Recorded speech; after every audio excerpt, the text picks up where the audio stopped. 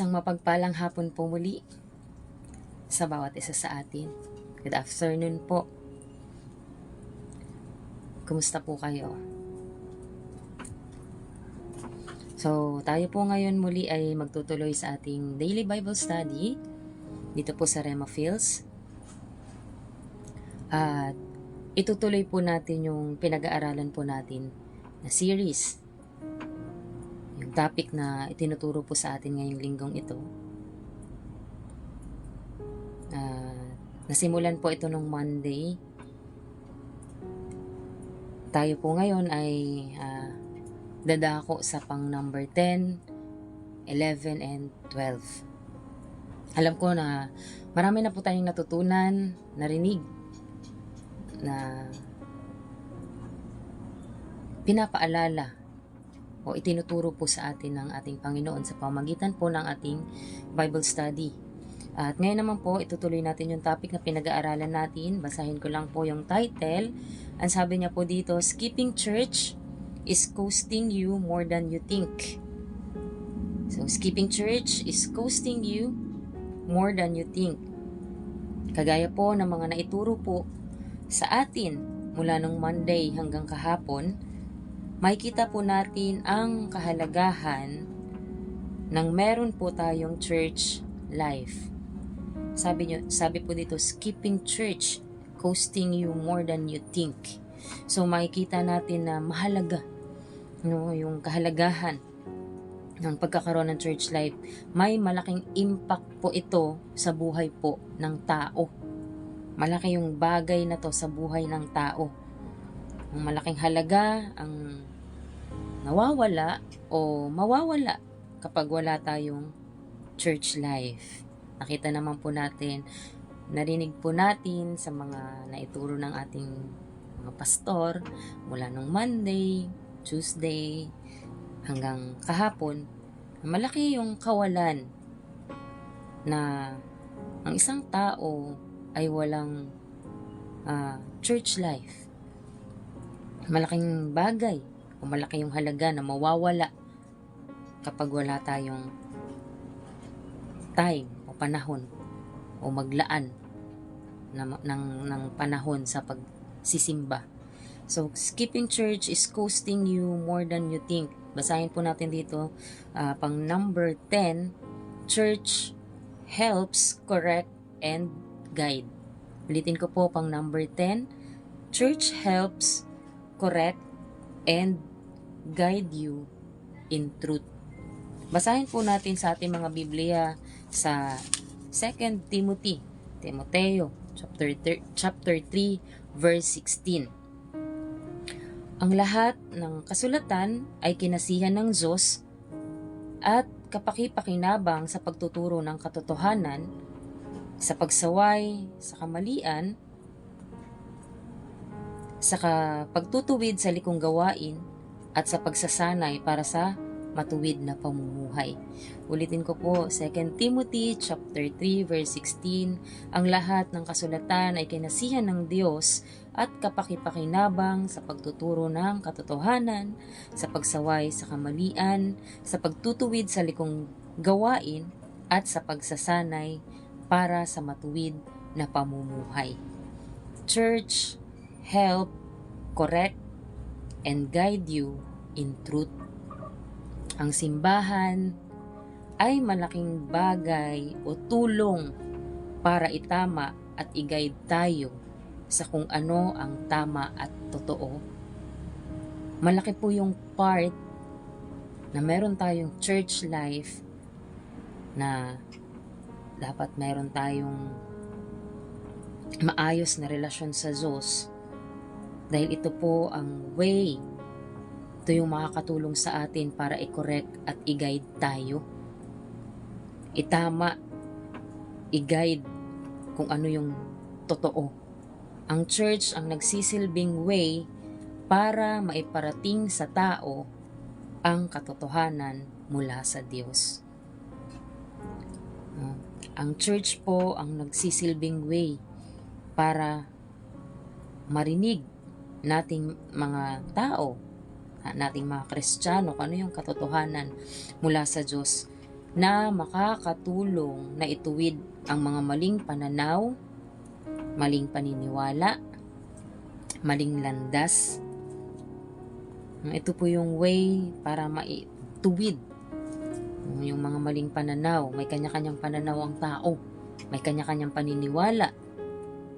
May mga maling paniniwala at marami ang naliligaw ng landas. At malaking part ang simbahan. Malaking parte yung simbahan.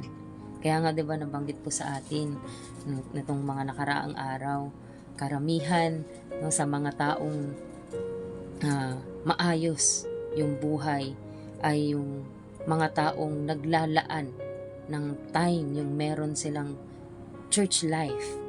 At kadalasan sa mga taong napapariwara, yung mga taong naliligaw, yung mga taong nade-depress, yung mga taong gulong-gulo ang isip, gulong-gulo ang buhay, kadalasan sila po yung mga taong walang time na dumalo sa gawain sa simbahan, yung walang church life.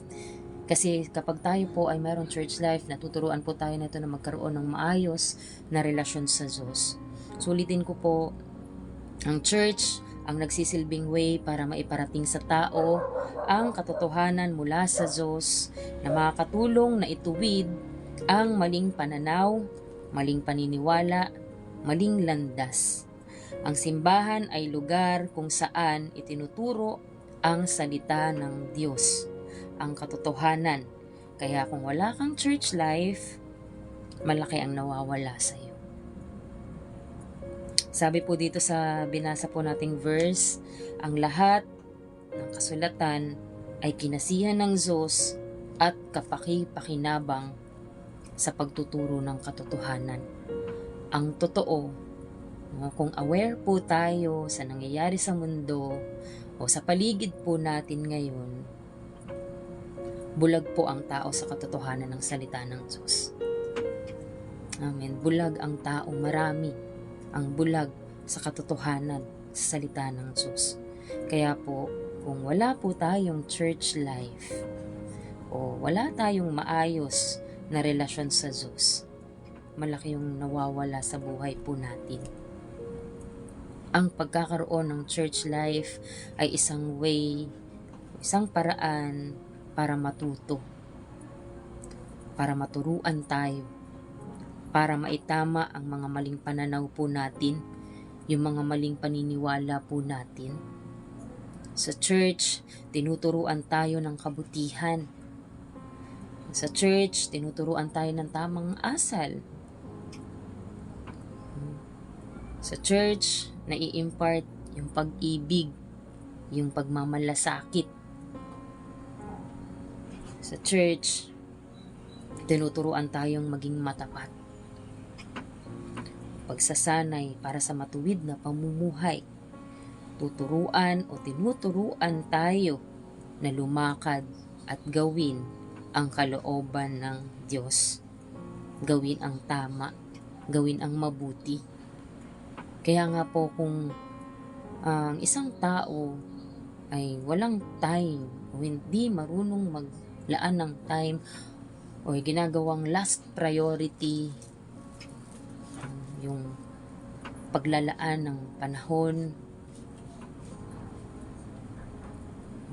dumalo sa mga gawain o pumunta ng simbahan, sila po yung mas prone sa gulo. Malaki po yung nagiging yung napakalaking bagay sa buhay ng isang tao na meron po tayong maayos na church life. Kasi ang sabi nga po dito, diba, church helps correct and guide you in truth.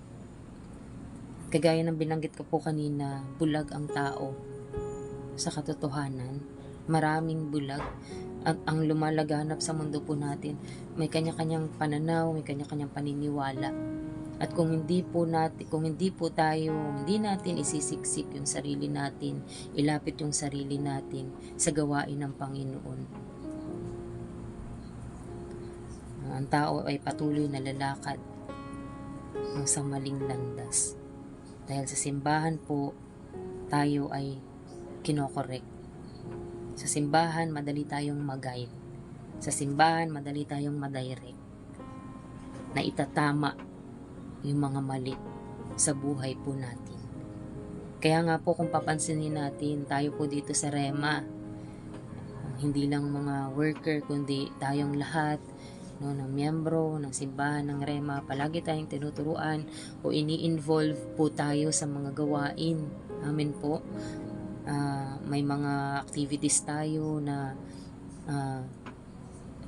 bawat isa sa atin ay sumasama sa soul winning. At ibinabahagi natin ang salita ng Diyos, ini-encourage natin ang mga tao na lumapit sa Panginoon, ini-invite natin sila sa simbahan. At ang purpose ay para mas lalong matuto. At alam niyo po, isa sa mga napansin ko, sa mga na-experience ko, sa mga taong nasyasyaran po natin at dinadala po natin sa simbahan, kakaroon sila ng church life, hindi naman agad-agad pero dahilan sa tuloy-tuloy na pagdalo sa gawain ng Panginoon.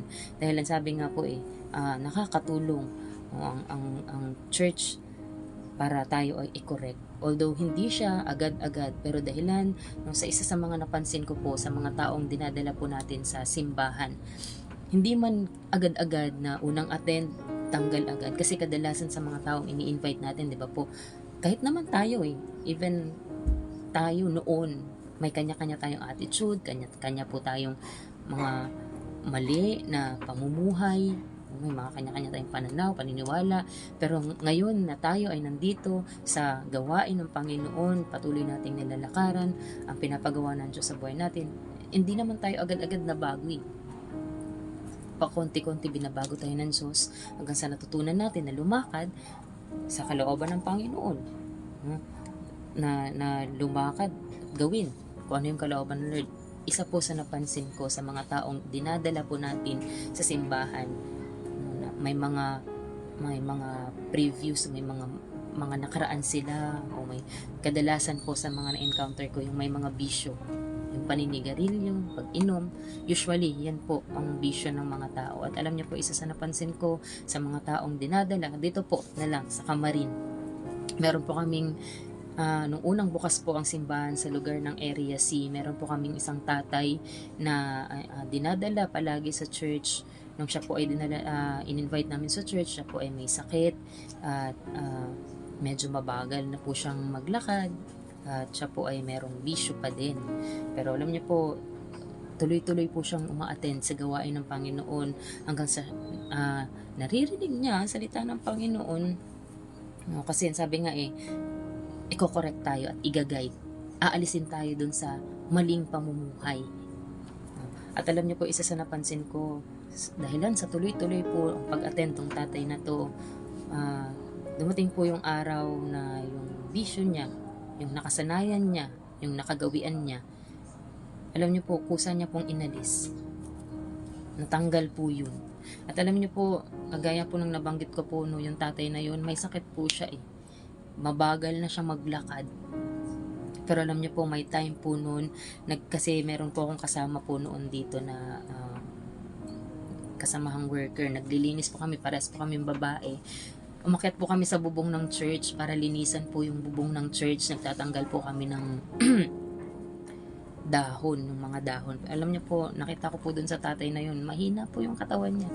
Alam niyo po, isang way na gusto niya makapag-ministry, natutunan niya po na kailangan nagpapagamit tayo sa gawain ng Panginoon.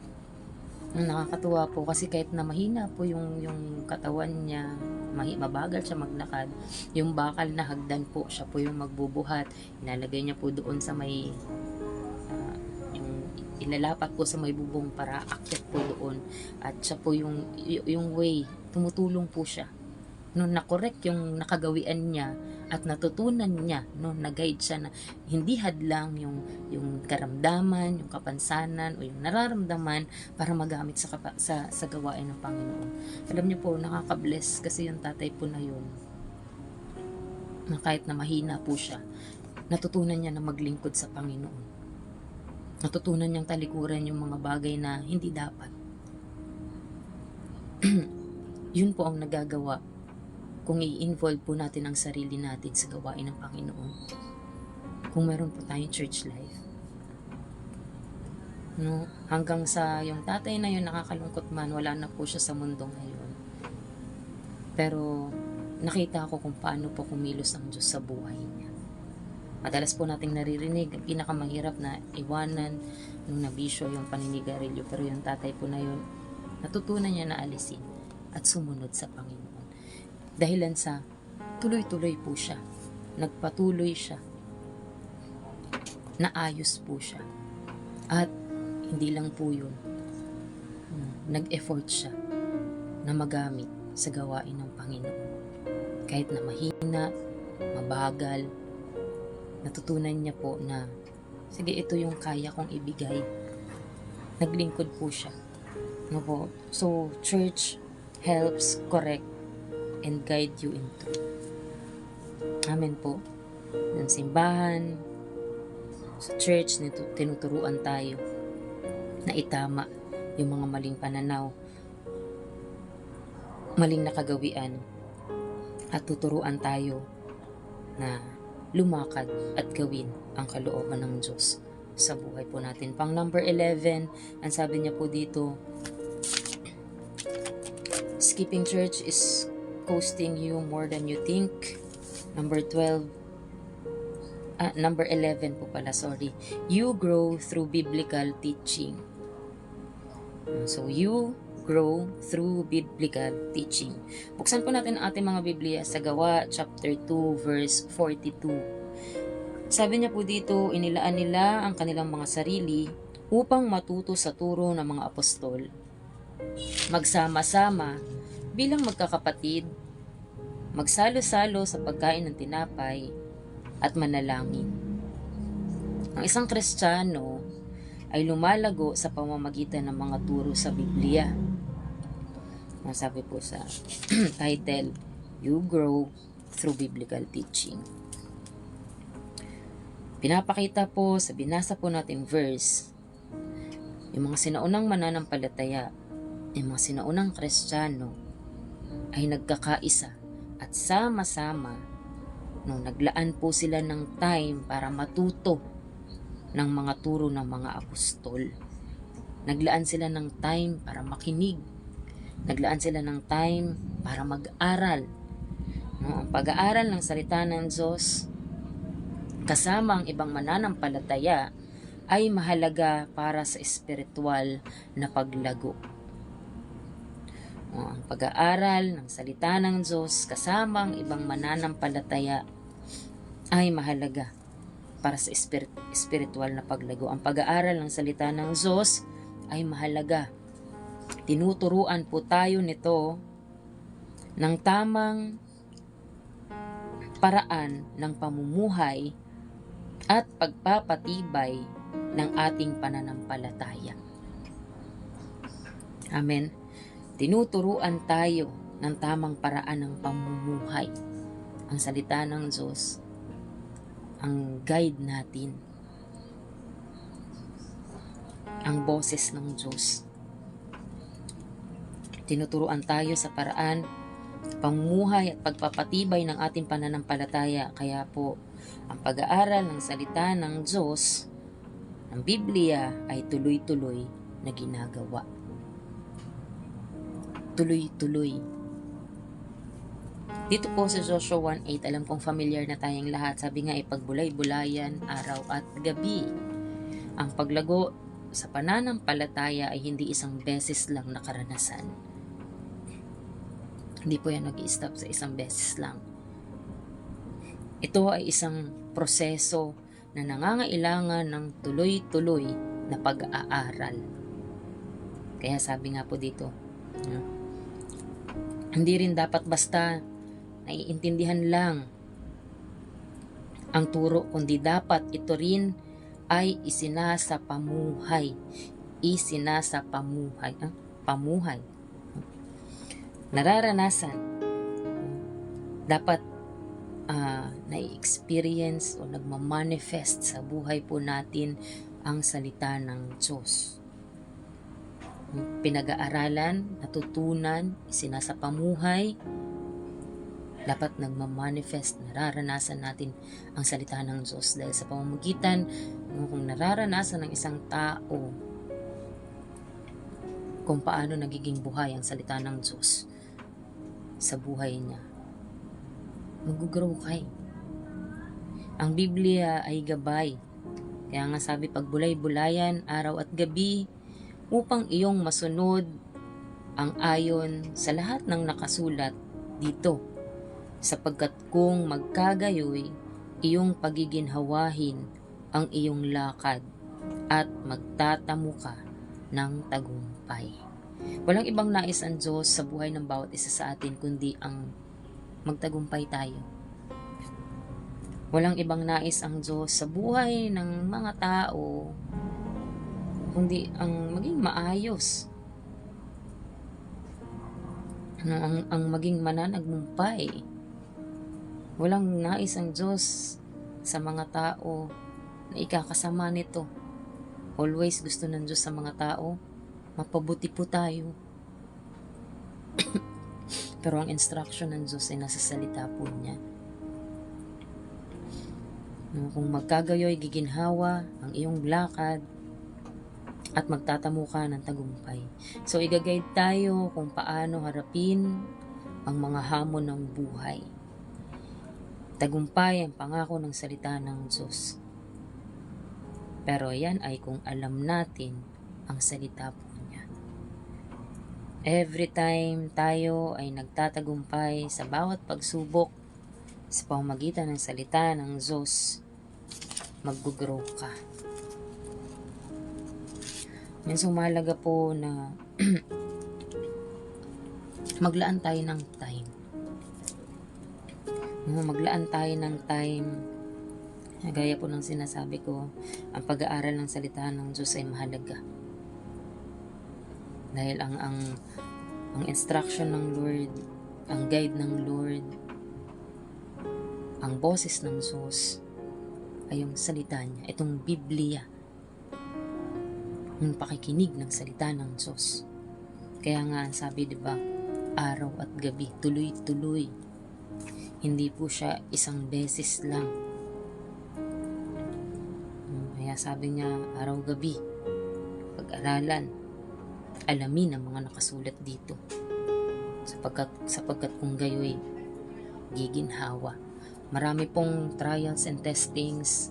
Sabi nga, pagkatapos ng problema mo ngayon, kapag na-solve na yan, meron na namang panibagong problema. So, ibig sabihin, hindi po siya natatapos yung isang problema, pero after that, pag napagtagumpayan mo na, meron na namang panibago. Hanggat tayo ay nandito sa lupa kasi, di ba, ang kaaway, hindi yan titigil hanggat hindi tayo mapapahinto sa pagsunod sa Diyos. Hindi yan titigil hanggat nabubuhay ang isang tao, hindi titigil si Satanas na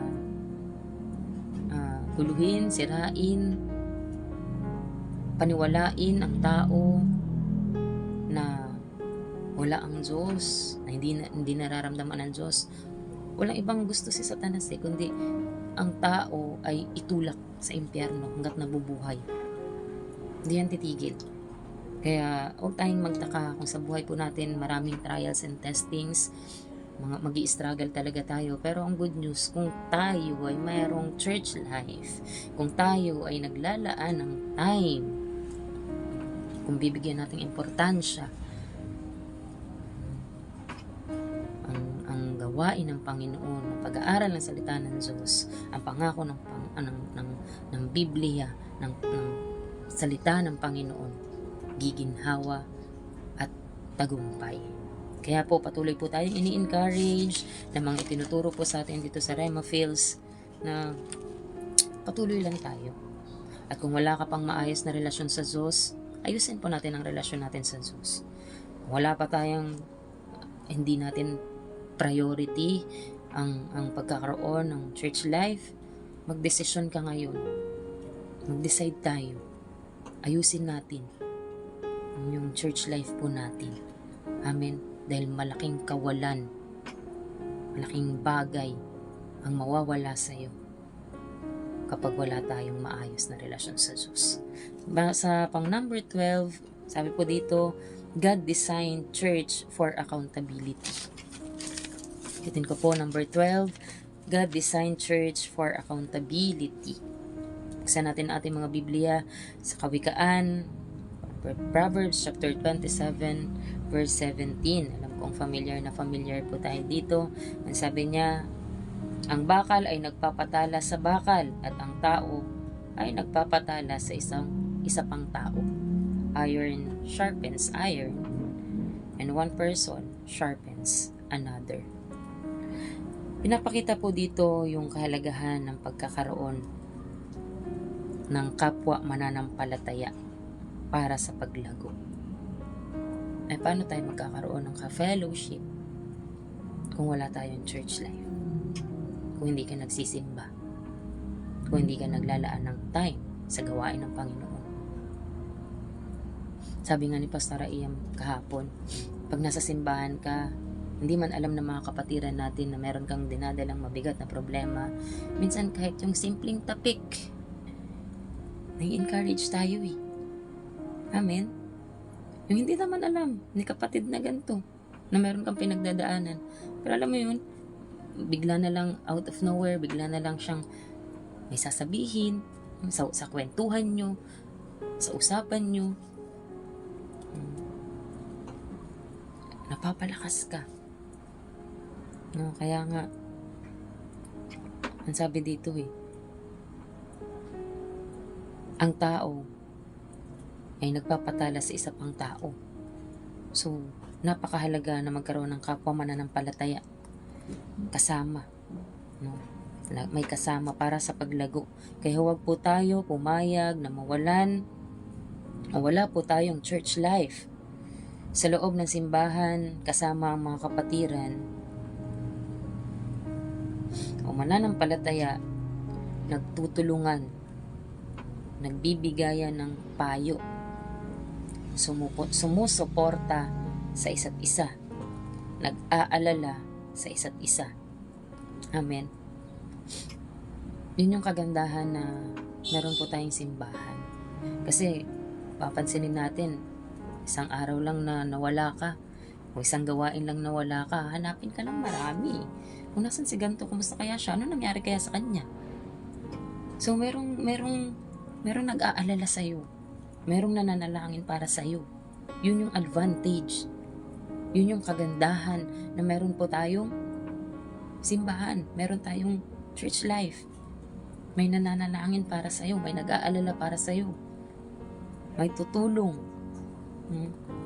Tinawag tayo ng Diyos na suportahan at panagutan ang isa't isa.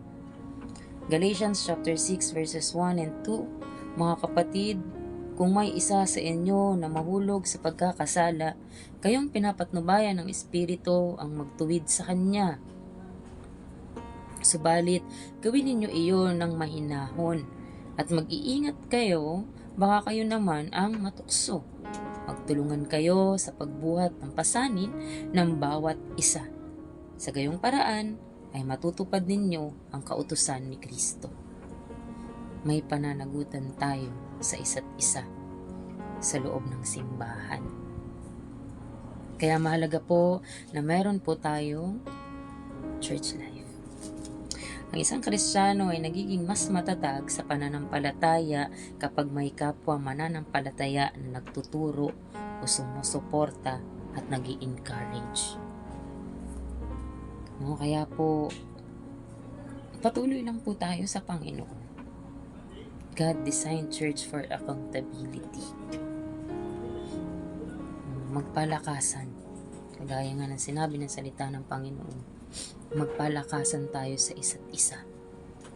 At ito yung advantage kung meron tayong time. Kung tayo ay palaging dumadalo sa gawain ng Panginoon. Kung involved tayo sa body of Christ.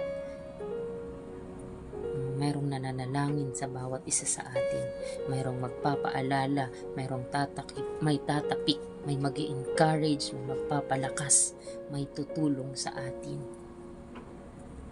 Amen po. Kaya po tayo ay magpatuloy at the same time dapat tayo rin ay magamit ng Diyos para, sabi nga dito, Ang bakal ay nagpapatalas sa bakal. Ang tao ay nagpapatalas sa isa pang tao. Dapat isa rin tayo sa magamit para mas yung iba pa nating kasamahan. Kaya nga sabi ng Galatians kung may isa sa inyo ang mahulog sa pagkakasala, kayong pinapatnubayan ng Espiritu ang magtuwid sa Kanya. Dapat isa rin tayo sa gamitin ng Diyos para ma-encourage o i-encourage ang kapwa po natin mananampalataya. At the same time, yung mga taong inilalapit po natin sa Panginoon. Meron po tayong programa, di ba po ngayon, yung magi-invite tayo ng mga tao every Sunday. Dapat isa tayo dun sa gamitin ng Diyos para yung mga taong dinadala po natin sa simbahan ay sabi dito,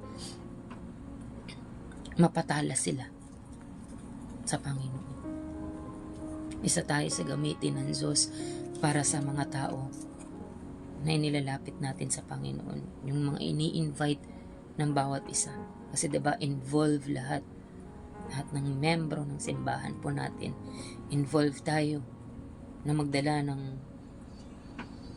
mga kaluluwa. Mag-invite every Sunday. Dapat isa tayo sa magamit ng Diyos para ma-encourage yung mga taong inilalapit natin sa Panginoon na kapatid, mahalaga na tayo ay magpatuloy. Na dapat tayo ay nagpapatuloy sa Panginoon. Amen po. Magamit tayo ng Panginoon sa gawain niya. Kagaya po nang nabanggit ko po kanina, isang tao na in-invite, dinala sa church, may dating